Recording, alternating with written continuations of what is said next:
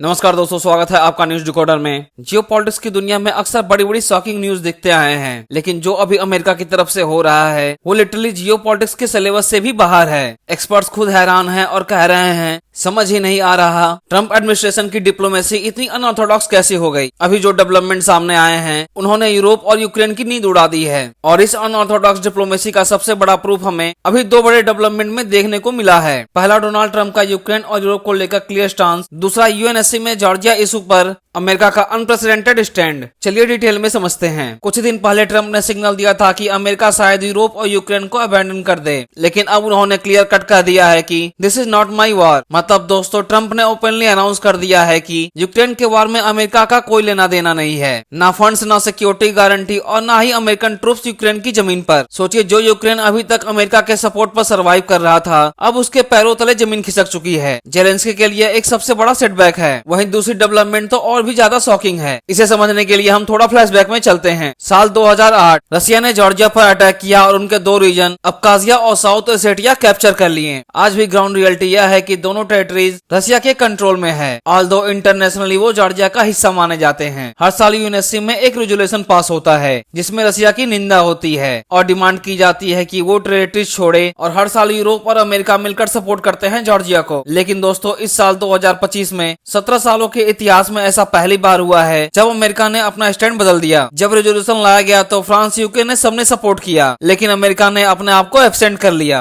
Absent करना directly Russia के favour में तो वोट नहीं है, लेकिन इसका क्लियर मैसेज यह है कि अमेरिका अब ओपनली रशिया के अगेंस्ट खड़ा होने को तैयार नहीं है। यह एक हिस्टोरिक शिफ्ट है और इससे यूरोप को भी एक क्लियर मैसेज मिला, अपनी प्रॉब्लम खुद संभालो, अमेरिका अब तुम्हारे साथ नहीं है। यह कोई सिंगल इंसिडेंट नहीं है। फरवरी 2025 में भी यूएन जनरल असेंबली के रेजोल्यूशन पर जब रशिया की निंदा का मुद्दा आया था, तब वाशिंगटन ने बोला था यूरोप जो करे करे, हम उसमें नहीं पड़ेंगे। तब लोगों ने सोचा था कि शायद यह सिर्फ एक रिटोरिक है, लेकिन यूनाइटेड नेशन सिक्योरिटी काउंसिल में एब्सेंट करके ट्रंप ने यह प्रूव कर दिया है कि अमेरिका की फॉरेन पॉलिसी में शिफ्ट रियल है। कल की ही प्रेस कॉन्फ्रेंस में ट्रंप ने ओपनली कहा कि America first is our priority. जो यूरोप में हो रहा है या यूक्रेन में हो रहा है, हमें उससे ज्यादा मतलब नहीं है। ये बात उन्होंने अपने कैंपेन टाइम पर भी कही थी, लेकिन अब वो उसको एक्शन में दिखाने लगे हैं। अब ना यूक्रेन की नाटो मेंबरशिप की गारंटी है, ना जेलेंस्की की डिमांड सिक्योरिटी की एश्योरेंस मिल रही है, और इसी समय रशिया ने एक बड़ा अटैक कर दिया है यूक्रेन पर। अभी तक रशिया सिर्फ ईस्टर्न यूक्रेन पर फोकस कर रहा था, लेकिन अब उन्होंने वेस्टर्न यूक्रेन में भी स्ट्राइक करनी शुरू कर दी है।